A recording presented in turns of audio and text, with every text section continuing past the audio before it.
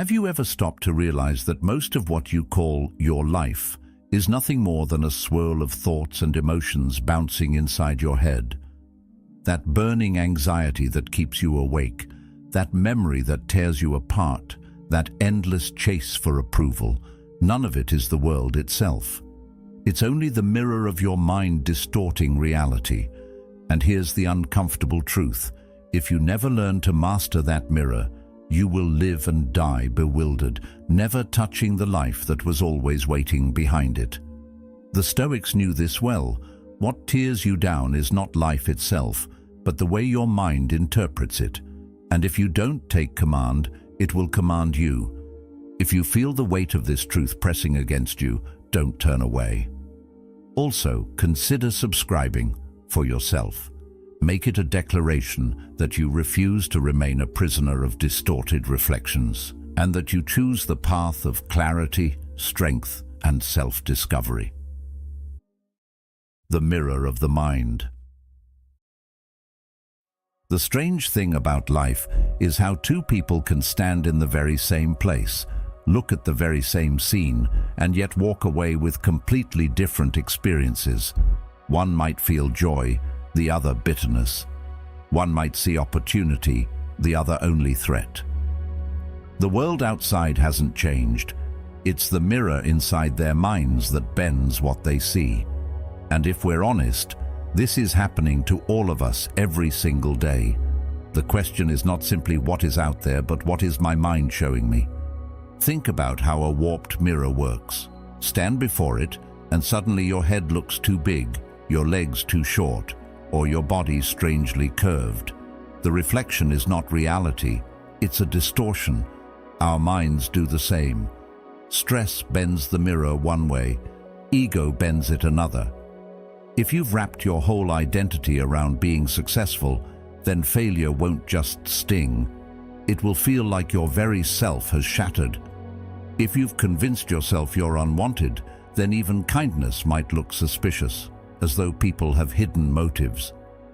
Marcus Aurelius once reminded himself, "The soul becomes dyed with the color of its thoughts." That's the trap of the mirror. Our repeated thoughts stain it, and soon, everything we see carries that shade. This is why two siblings can grow up in the same house, under the same parents, yet remember childhood in completely opposite ways. One recalls warmth, laughter, and lessons. The other remembers nothing but criticism and pain. It isn't always that one is lying. It's that each of their mirrors caught a different reflection, and over time those reflections hardened into truth. The Stoics understood this danger clearly. Epictetus said, "It's not what happens to you, but how you react to it that matters." What he meant was that the events of life are neutral. The mirror of your mind gives them shape, color, and meaning. But here's the problem. Most of us never question our mirror. We assume what we see must be the way things really are, and so distortions become reality. Anxiety paints the future darker than it truly is. Nostalgia polishes the past brighter than it ever was.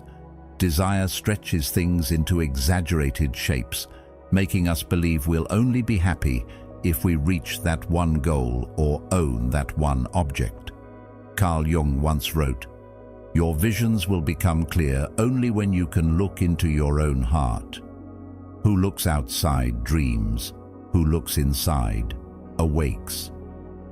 The mirror of the mind can keep you dreaming illusions unless you dare to look deeper, to see not just the reflection, but the one standing behind it. Let's test this with a simple example. Imagine you walk into a room and three people stop talking the moment you enter. If your mental mirror is colored by insecurity, you'll think, "They were gossiping about me." If your mirror is shaped by pride, you'll think, "They must respect me too much to speak freely." If your mirror is grounded and calm, you might think, "Maybe they were finishing up something private." The event didn't change. Your mirror did. This is why Seneca warned, "We suffer more often in imagination than in reality." The mind shows us a distorted version, and we end up fighting battles that never truly existed. So, what can we do? We can polish the mirror. When an old mirror gathers dust, it doesn't need to be thrown away, it just needs cleaning. Likewise, the mind doesn't need to be destroyed, only disciplined. Polishing the mirror means slowing down before reacting, noticing how your thoughts bend what you're seeing. For instance, if you feel anger rising, pause and ask, is this anger coming from what actually happened or from the way my mind is reflecting it? That simple step is like wiping away the smudge before trusting the reflection. Aristotle once said, "The self-controlled person is free." The more you polish the mirror, the freer you become from being ruled by distorted images. But polishing is not a one-time act, it's a daily practice. Just as a mirror gathers dust again and again, the mind gathers stress, judgments, and old habits. A few minutes of reflection each day helps. You might sit quietly in the morning and ask yourself, what color are my thoughts today? What kind of world is my mirror reflecting back to me? Even this simple awareness begins to smooth out distortions. And over time, something beautiful happens. The mirror starts showing reality with less noise, less prejudice, less fear. Still, let's be clear, the mirror will never fully capture the truth. A mirror can only reflect what stands before it, never the one behind it. This is where philosophy meets mystery. Plato once described life as living in a cave, mistaking shadows for reality. Our mental mirror, no matter how polished, still only reflects the shadows of our senses. The real journey is not only to polish the mirror, but to slip behind it, to discover the one who is watching. When you glimpse even a fragment of that truth, life no longer feels like a chain of random reflections. It becomes rooted, purposeful, and alive. So ask yourself today, are you living in reflections, or are you polishing your way toward clarity? The world is out there, vast, rich, vibrant, but what you truly experience is only as clear as the mirror inside you. Master that, and you master not just your mind, but your entire experience of life. As Socrates reminded us, the unexamined life is not worth living. Examining your mirror is the first step to living a life worth remembering. How other creatures see it. It's strange when you stop and think about it, how the same world can look completely different depending on who or what is looking at it. A forest at sunset to you might look peaceful, even beautiful, but to a wolf, that same forest is nothing but the backdrop to a hunt. To a bird, it's a network of branches, a home in the sky. To a butterfly, it's a field of colors and nectar trails. Nothing has changed in the forest itself. What changes is the mirror through which it's seen, and this is exactly how life works, not only for animals, but for us. Take the tiger as an example. To the tiger, you are not a person with dreams, feelings, and memories. You are calories. You are energy. Breakfast, lunch, or dinner, that's it. Because the tiger's mind, its mirror, has been shaped by survival. Its lens is narrow but effective. It reduces life to food, territory, and instinct. That's all it needs to carry on its existence. The grasshopper, entirely different. Its mirror is tuned to vibrations in the ground, the presence of predators, the smell of plants. It lives in a different reality, though both tiger and grasshopper share the same earth. Seneca once said, "Every animal is driven to self-preservation by nature, and that drive creates the filter through which each creature experiences the world." Now, here's where it gets interesting. Humans have the gift of a wider mirror. Our minds are not bound only to food or shelter. We can reflect more: art, love, beauty, knowledge, even questions about the meaning of existence. This wider mirror gives us access to experiences no tiger or grasshopper could ever have. Marcus Aurelius captured this when he wrote, "The universe is change. Our life is what our thoughts make it. Our thoughts, our judgments, the shape of our mirror, these don't just reflect reality. They create the experience of life itself. But here lies the danger. As much as our mirror is capable of reflecting more, it is also capable of distorting more. Prejudice, judgment, and strong identities shrink it down until it's no better than the tigers. When we cling too tightly to labels, race, politics, success, failure, we reduce our wide mirror into a narrow one, showing us only fragments of life that confirm what we already believe. Suddenly, we don't see the world as it is. We only see what fits into the story we've told ourselves. Epictetus warned against this kind of blindness when he said, "It is not things themselves that disturb us, but our opinions about them. The opinions fog the mirror, and soon we mistake distortion for truth." Think of how quickly judgment can warp perception. A stranger cuts you off in traffic, and your mirror reflects anger. "He disrespected me. He thinks his time is more valuable." Another person with a calmer mirror might think, "Maybe he's rushing to the hospital." The event was the same, but the reflection was entirely different. Carl Jung wrote, "Everything that irritates us about others can lead us to an understanding of ourselves." In other words, the distortion you see is often your own projection, not the truth of what's in front of you. We like to believe our human mirror is always clearer than that of other creatures. But is it? Many times our so-called intelligence just makes the distortions more complicated.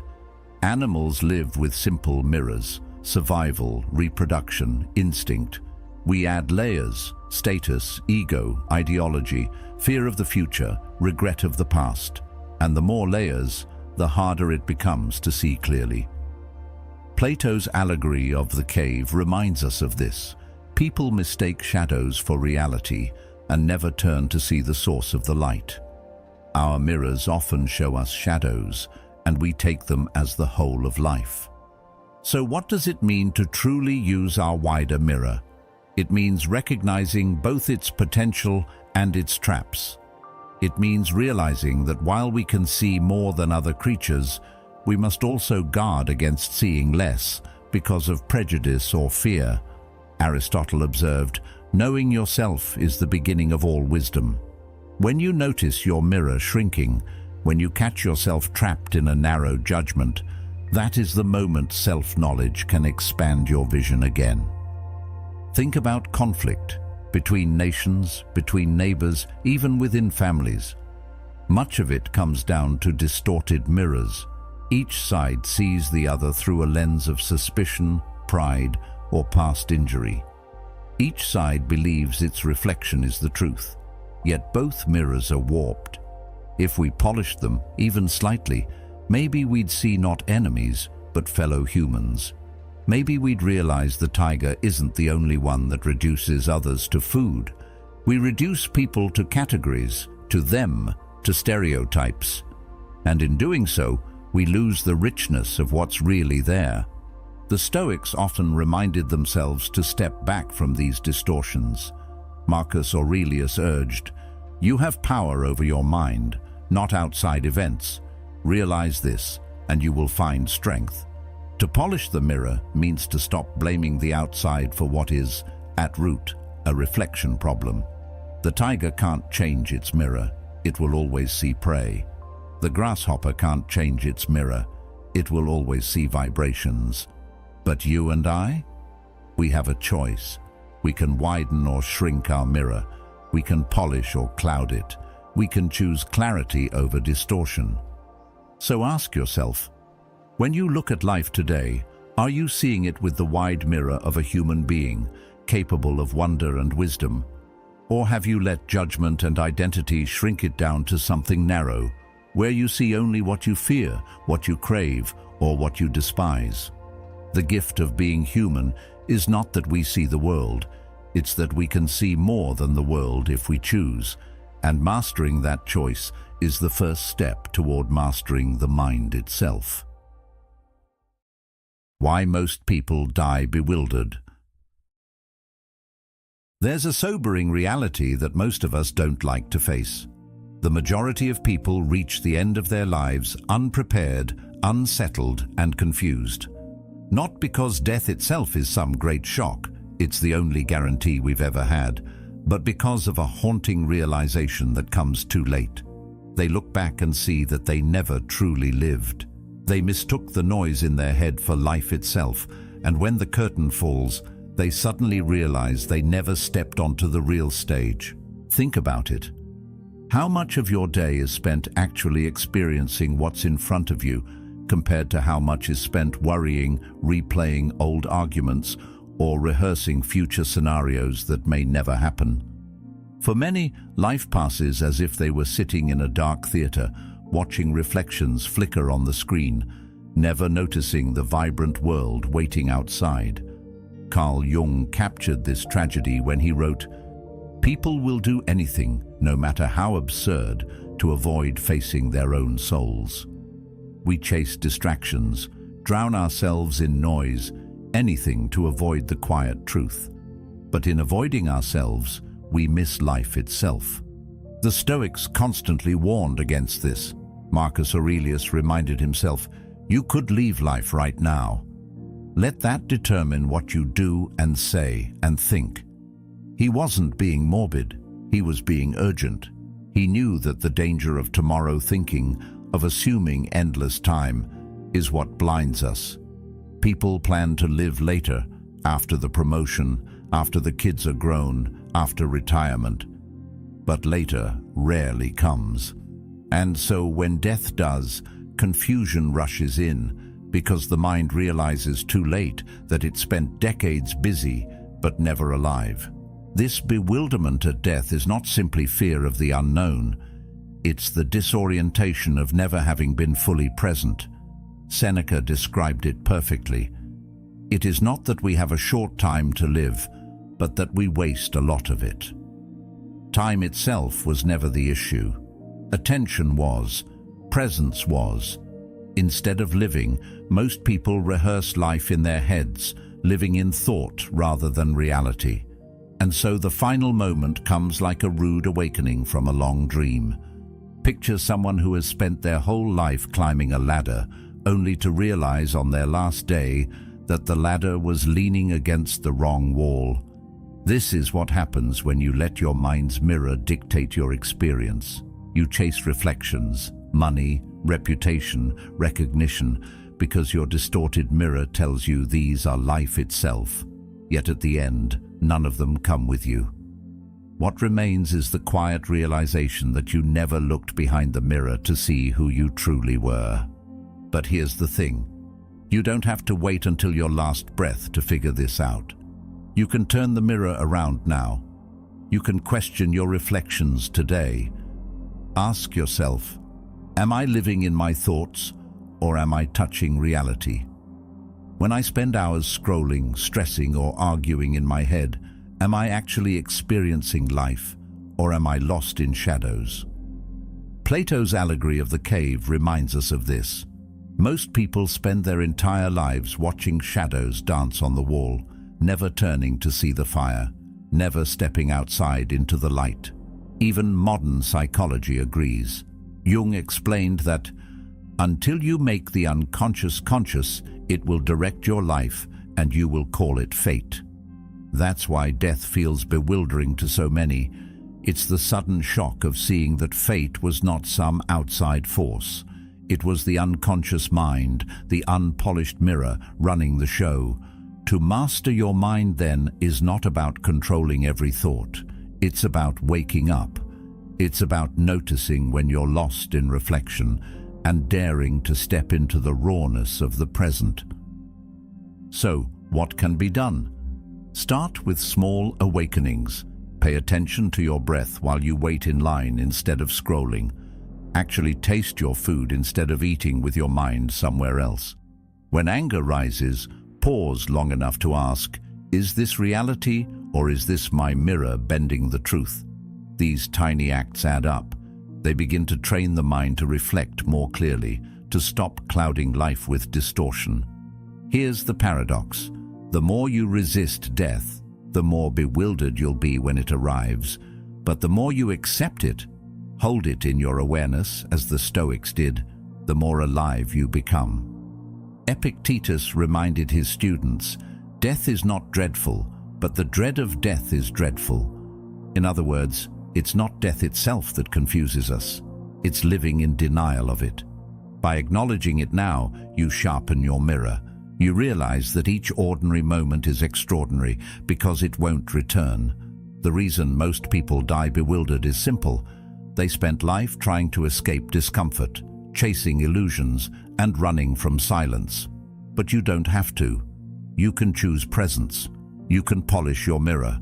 You can look behind it and meet the one who's been there all along, you. If you live this way, death won't arrive as a bewildering stranger. It will arrive as an old companion, and you will meet it not with confusion, but with clarity, even gratitude. The choice is in your hands now. Will you keep chasing shadows on the mirror, or will you turn around and live in the light? The Stoics and the philosophers who came before us left us a map. The only question is whether we'll follow it before it's too late. The technique, polishing the mirror. One of the hardest truths to accept is that most of what clouds our lives doesn't come from the world itself. It comes from within. The arguments, the overthinking, the constant comparisons, the fears of what might happen. None of these belong to reality directly. They're dust on the mirror of our minds. And just like a dusty mirror in your home, the more it goes unattended, the less clearly it reflects what's truly in front of it. Over time, you stop seeing things as they are and start seeing only the dirt. That's why clarity doesn't come from adding more information, more opinions, or more noise. It comes from polishing the mirror. Imagine waking up tomorrow and, instead of rushing to check messages or dive into the day's chaos, you give yourself 2 quiet minutes. You sit, breathe, and watch your thoughts rise and fall like clouds drifting across the sky. You don't chase them, you don't fight them, you just notice. That's polishing. It's simple, but it's not easy because the mind is restless. Yet even in those short moments, something shifts. The dust begins to settle. What felt overwhelming starts to lose its sharp edge. But why does this matter so much? Because if you don't polish your mind, you mistake distortions for reality. A small criticism feels like a personal attack. A delay at the airport feels like a catastrophe. One anxious thought snowballs into the belief that your whole life is falling apart. Epictetus warned against this centuries ago. Men are disturbed not by things, but by the view which they take of them. The dust on the mirror is that view. By clearing it, you begin to respond to life instead of reacting blindly to your own cloudy reflections. There's another layer to this. When the mind is dusty, even your best moments get dulled. Think about it. You could be at a beautiful dinner, surrounded by people who care for you, yet one stressful thought, an email you forgot to answer, a bill you need to pay, hijacks your mind. The joy is right in front of you, but you don't taste it, don't feel it, because the mirror isn't clear. Seneca once wrote, "True happiness is to enjoy the present without anxious dependence upon the future." Polishing is how you train yourself to do exactly that. Of course, this isn't about emptying the mind forever or living without thoughts. That's not possible. The mirror will always reflect. What matters is how clearly it does so. Just as you wouldn't expect a polished mirror to stay spotless forever, you can't expect your mind to remain perfectly calm and clear. Dust will always return, through stress, habits, or circumstance. But polishing regularly makes sure the dust never blinds you. It becomes maintenance, not a miracle. So how do you build this habit? Start small. 2 minutes in the morning, as we said, is powerful. but you can polish any time. Waiting in traffic? Instead of cursing the delay, breathe and notice how your impatience rises and falls. Standing in line? Instead of scrolling your phone, watch your thoughts. Ask yourself, what story is my mind spinning right now? Even this question begins the polishing because it shifts you from being lost in the dust to observing it. And here's the paradox. The more you polish, the less you need to control everything.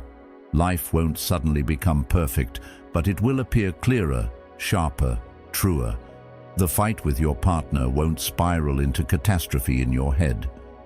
The bad day at work won't become a story about how you're destined to fail. You'll see things as they are, sometimes challenging, sometimes beautiful, but always real.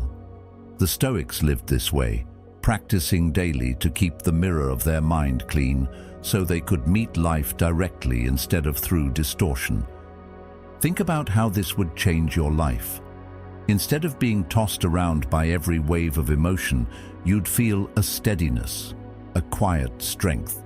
Instead of wasting energy fighting shadows, you'd move with clarity. And when challenges came, as they always do, you'd meet them with a mind clear enough to see not just the problem, but the opportunity within it. That's what Marcus Aurelius meant when he said, "The impediment to action advances action. What stands in the way becomes the way." With a polished mirror, obstacles don't just block you, they guide you. The choice then is simple. You can keep staring at life through a dusty mirror, mistaking smudges for truth, or you can start polishing, even for a few minutes each day, and discover what's been hidden all along, the vivid, unfiltered reality of your own existence. And when you live this way, death itself will not find you bewildered, because you will have truly lived, not in distortions, but in clarity. The geometry of focus. Have you ever noticed how sharp your mind can feel in a dream? Think about it. In sleep, you can see faces, landscapes, and even entire conversations in vivid detail. Yet when you wake up, try to picture the same scene, and it slips away, blurry and fragmented. Isn't it strange that your imagination can sometimes work better while you're unconscious than when you're fully awake? That shows us something important. Our minds are powerful, but we don't train them. And just like an untrained body grows weak, an unfocused mind grows dull. Focus is not something that appears out of nowhere, it's something you build. The Stoics understood this well. Marcus Aurelius wrote, "The happiness of your life depends upon the quality of your thoughts." But what is the quality of a thought if your mind cannot hold it steady? Most of us live with a mind that jumps around like a restless child, unable to sit still long enough to really see. Training focus, then, is like teaching that child to sit calmly and observe, to pay attention not just in passing but with full presence. Here's a simple practice that shows how it works. Take an ordinary object, your coffee cup, a chair in the corner, even your own hand. Instead of seeing it vaguely, try breaking it down into shapes. See the curve of the handle as a circle, the flat bottom as a square, the slope of your fingers as triangles. This exercise might sound trivial, but it strengthens something essential: your ability to hold form in the mind. Every time you notice a new shape, you stretch your attention a little further. Every time you resist the urge to drift away, you sharpen your inner vision. Why is this powerful? Because attention is like a muscle. The more you exercise it, the more strength it carries into every area of life. Epictetus reminded his students, "No great thing is created suddenly." Focus is no different. If you cannot focus on something as simple as the shapes within a coffee cup, how can you expect to hold steady in moments of stress, conflict, or deep decision-making? The small training prepares you for the larger challenges. Think of it as mental geometry. A body can be broken down into lines, angles, and structures. The more precisely you notice these forms, the more vividly you can imagine them, and the more resilient your mind becomes. It's like learning to see life in high definition instead of settling for a blurred picture. Carl Jung once wrote, "Who looks outside dreams, who looks inside awakes." Geometric focus is one way of awakening. It teaches you not to drift passively, but to engage the inner eye, to see with deliberate clarity. And let's be honest, most of us are training the opposite habit. Scrolling endlessly, multitasking, checking notifications every 2 minutes. This doesn't just scatter attention, it fractures it. Over time, the mind loses its sharpness. You try to read a book, and after 2 pages, you're restless. You try to meditate, and you're already itching to check your phone. The mirror of your mind has become clouded not by dust, but by constant distraction. Seneca warned about this centuries ago. To be everywhere is to be nowhere. When your mind is pulled in every direction, you stand firmly in none. Focus rescues you from that fragmentation. Here's another way to look at it. Geometry is the most stable form of order. The triangle, for example, is known as the most stable structure in nature. It holds weight without collapsing. Training your mind to break down reality into shapes isn't just a mental game, it's symbolic. You're teaching your thoughts to take structure, to stop collapsing under pressure. Aristotle said, "We are what we repeatedly do." Excellence, then, is not an act, but a habit. Focus is a habit, one built by small repeated acts of noticing, holding, and returning attention. What happens if you stick with it? You begin to notice an incredible shift. When you imagine someone's face, it becomes clearer. When you visualize a goal, it feels more tangible. When you sit in silence, your thoughts stop scattering so wildly and begin to take form. In dreams, this clarity comes naturally. Awake, it must be trained. And when it is, you gain something rare in today's world, a mind that sees without distortion. But let's not confuse this with control for the sake of control. The point isn't to dominate every thought or force your imagination into rigid shapes. The point is to give your mind the discipline it needs to serve you instead of ruling you. Think about what that means for your life. If your focus is sharp, arguments don't derail you as easily. Temptations lose some of their power. Creativity flows with greater depth. Even ordinary tasks, listening to a loved one, reading a book, cooking a meal, become richer because you're truly there. Without focus, you're half alive, drifting between images in your mind. With focus, you're present, alive, awake. So the invitation is simple. Start small.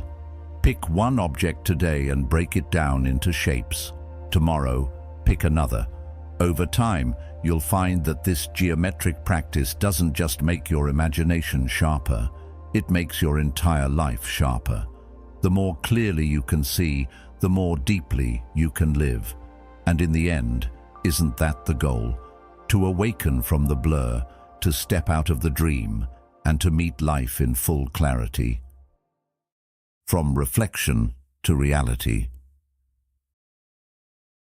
It's easy to mistake the images in our minds for reality itself. We wake up thinking about yesterday's mistakes, replaying conversations, imagining how people see us. Then we rush through the day already weighed down by stories that exist only in thought. The strange part is this. The world outside hasn't even spoken yet, but our minds are already busy narrating. It's like watching a movie where the screen never turns off. But here's the problem. When you only watch the reflections on that screen, nothing in your life actually changes. You stay caught in loops of thought, reacting instead of living. Most people live inside reflections without ever realizing it. They blame fate, luck, or the world for their struggles, never seeing that the real issue lies in the mirror of the mind. And so they remain stuck, surviving, but never fully alive. The Stoics saw this clearly. Epictetus taught, "We suffer more in imagination than in reality." Isn't that the truth? How often do we spend hours dreading something only to discover it wasn't nearly as bad as we imagined? The suffering was in the reflection, not in reality. When we confuse the two, life feels heavier than it really is. Think of it like standing by a lake. When the water is still, you can see the reflection of the trees, the sky, the clouds. But if the surface is constantly stirred by wind or waves, the reflection becomes distorted, chaotic. The lake is still the lake, but you can no longer see through it. Our minds work the same way. Thoughts, fears, desires, they stir the surface. Reflection becomes confusion. But if you let the water settle, suddenly the lake shows both its surface beauty and its depth.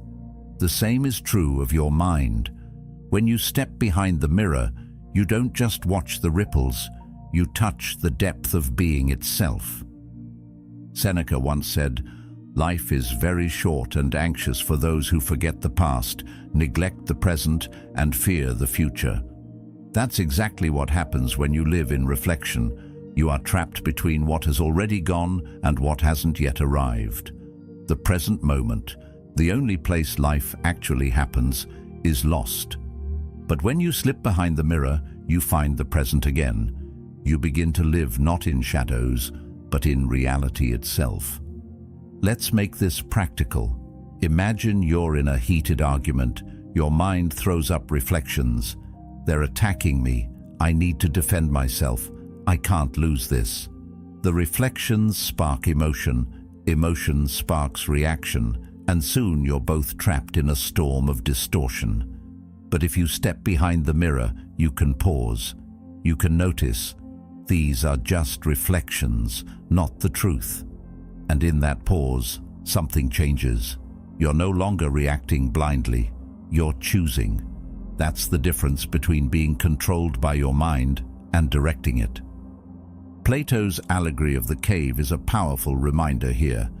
He described people chained in a cave, watching shadows on the wall, mistaking them for reality.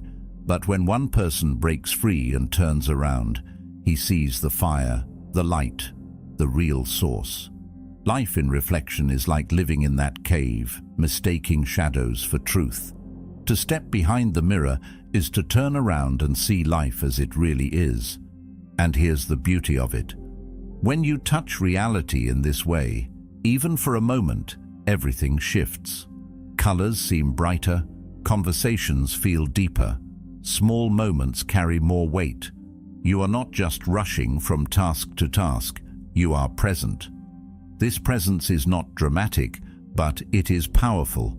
It's the difference between confusion and clarity, between a life wasted and a life lived fully. So, how do you practice this? Begin with awareness. Throughout your day, notice when you're lost in thought, caught in stories about the past or worries about the future. Pause and ask, am I watching reflections or am I touching reality? Even this simple question is like stepping behind the mirror for a moment. Over time, those moments grow longer and clarity becomes your natural state. The philosophers and psychologists across ages all point to the same truth. Mastery of the mind is mastery of life. Stay trapped in reflection and you remain a prisoner of illusions. Step into reality and you discover freedom. You don't just survive, you live, and when the final moment comes, you won't meet it bewildered, as if waking from a long dream. You'll meet it with the quiet strength of someone who has truly been alive. The choice is yours. Shadows or substance, reflection or reality. And once you've glimpsed the difference, the answer becomes clear. The danger of misuse. When people first taste a bit of clarity, something interesting happens. They realize that the mind is not fixed, that it can be trained, sharpened, and even directed. And with that realization comes temptation. The temptation to use it as a tool for quick gains. You hear about people trying to manifest money, bend outcomes, or even influence others. It sounds appealing, doesn't it? To use your newfound mental strength to shape the world exactly how you want it. But here's the problem. Chasing control before you've built wisdom is dangerous. It's like giving the keys of a race car to a child. The machine is powerful, but without the maturity to handle it, the result is disaster. The Stoics would have warned us about this.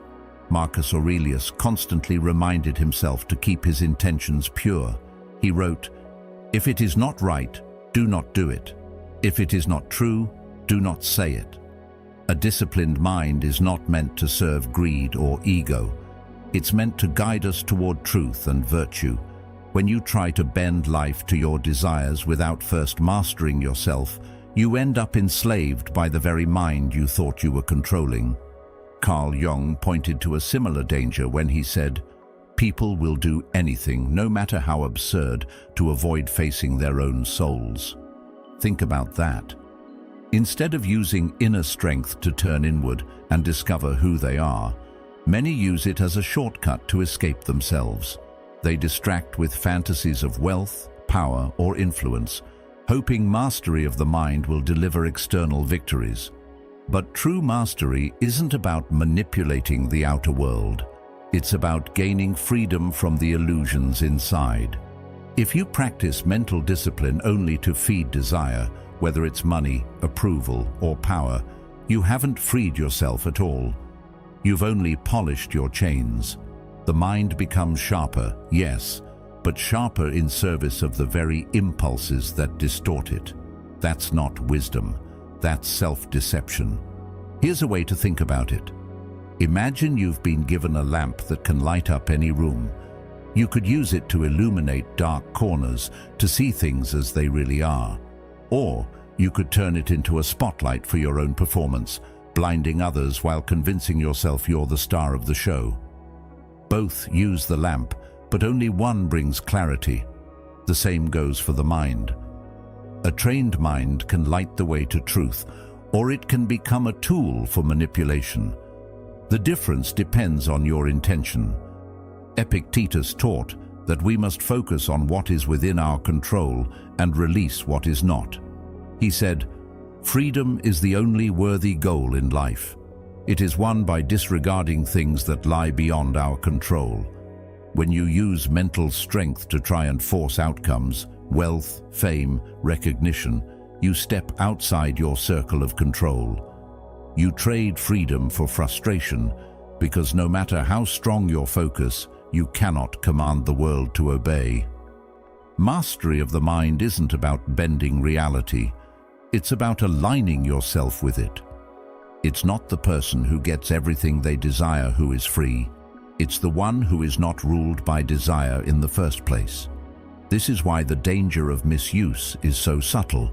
The mind can become sharp, but sharpness without direction can cut the one who wields it. The Stoics practiced daily not only to strengthen their focus, but to test their intentions, asking, "Am I using this discipline to live in harmony with nature, or to force my own way upon it?" Think about the stories we've seen in history, leaders who gained great influence but used it for domination, thinkers who discovered truths but twisted them for personal gain. Every one of them misused their mirror. They learned to direct their minds outward, but never stepped behind it to see who they were. And as a result, the very power they developed consumed them. Jung described this in another way. The most terrifying thing is to accept oneself completely. It's far easier to play with power than to face your own reflection. But that facing, that stepping behind the mirror, is the real purpose of mental discipline. So what does safe practice look like? It looks like humility. It looks like using focus not to manipulate others, but to understand yourself. It looks like training the mind to see clearly, not to escape reality. It means asking before each practice, am I polishing the mirror to see truth or to feed illusion? One path brings clarity, the other confusion. At the heart of Stoicism lies a powerful reminder: virtue is the only good. Wealth, reputation, pleasure, they're indifferent. What matters is whether you use your mind in service of wisdom, justice, courage, and self-control. The danger of misuse is forgetting this and turning the gift of clarity into another trap of desire. So the warning stands. When you begin to master your mind, resist the urge to use it like a weapon for personal gain. Don't turn discipline into greed or focus into control. Instead, let it guide you deeper. Let it carry you beyond the mirror of thoughts, beyond the parade of reflections, into the stillness of who you really are. Because there, behind the mirror, lies the freedom the Stoics spoke of, the wisdom the philosophers pointed to, and the peace that no amount of external success can match. Practical daily practice. The hardest part about change isn't knowing what to do, it's actually doing it. We all love the idea of clarity, peace, and control over the mind, but when it comes down to the daily practice, we hesitate. Why? Because our minds are clever. They whisper excuses. I'll start tomorrow. I'm too busy. This probably won't make a big difference anyway. And yet, as Seneca wisely put it, life is long if you know how to use it. Daily practice is exactly how you learn to use it. Small, consistent steps are what shift you from being ruled by thoughts to ruling them. So let's start simple. You don't need special tools or hours of meditation. All you need is attention. Pick one object around you, a chair, a cup, a bottle, and break it down into shapes. At first, you'll notice the obvious ones, circles, squares, maybe a few triangles. But keep looking, push yourself, see how many forms you can discover. 20, 50, 100. Suddenly, your mind starts to stretch. You're exercising focus, not by forcing it, but by training it gently, like a muscle. This practice may seem small, but it's powerful. Most of us have trained our minds in the opposite direction. We've taught ourselves to jump endlessly from one thing to another, scrolling, multitasking, chasing distraction. The result? A restless mind that can't hold a thought steady for more than a few seconds. Pair this with stillness. Each morning, before the day begins, give yourself 2 quiet minutes. Sit, breathe, and let your thoughts rise and fall like waves. Don't chase them. Don't fight them. Just notice. This isn't about silencing the mind. It's about learning to watch it without being dragged. Every time you sit in stillness, you bring a little more of the unconscious into the light. You notice patterns you've been repeating. You recognize worries that have no real ground. You see the way your mind bends reality. This awareness is the beginning of freedom. Without it, you live as if controlled by fate. With it, you begin to choose. Here's the beauty of these practices. They can be done anywhere. Waiting for the bus? Break down the street signs into shapes. Sitting in a meeting? Notice the geometry of the room. Stressed in traffic? Breathe and let the thoughts settle instead of chasing them. The world becomes your training ground. Each situation is another chance to polish the mirror. Plato described philosophy as a turning of the soul toward the light. Each of these small moments is exactly that turning. And the results? Subtle at first, but life-changing. You'll notice that your thoughts don't control you as much. The same stressful situations will come, but they won't drag you down with the same force. Emotions will rise, but you'll be able to hold steady, like a sailor who has finally learned to steer the ship rather than be tossed by the waves. Don't underestimate the simplicity. The mind loves complexity. It wants dramatic solutions, life-changing breakthroughs. But the truth is, mastery is built in quiet, ordinary repetitions. 5 minutes of geometric focus, 2 minutes of stillness. Done every day, these tiny acts reshape the way your mind reflects reality. Over time, they turn confusion into clarity. They turn scattered thoughts into grounded presence. And that is how you begin not just to exist, but to truly live. So here's the choice in front of you. Keep letting your mind run wild, scattered by every distraction, weighed down by every reflection. Or start small. Take one object today, break it down into shapes. Sit for 2 minutes tomorrow morning and just watch your thoughts. It's not about perfection, it's about practice. Because practice is what polishes the mirror. And the clearer the mirror, the clearer your life becomes. In the end, life isn't about the endless reflections your mind throws at you. It's about touching reality as it truly is. The clearer your mirror, the clearer your path. Don't let your days slip by in distortion. Choose to live with presence, strength, and clarity. If this message spoke to you, take the next step. Watch one of the videos waiting for you on the screen and keep sharpening your mind.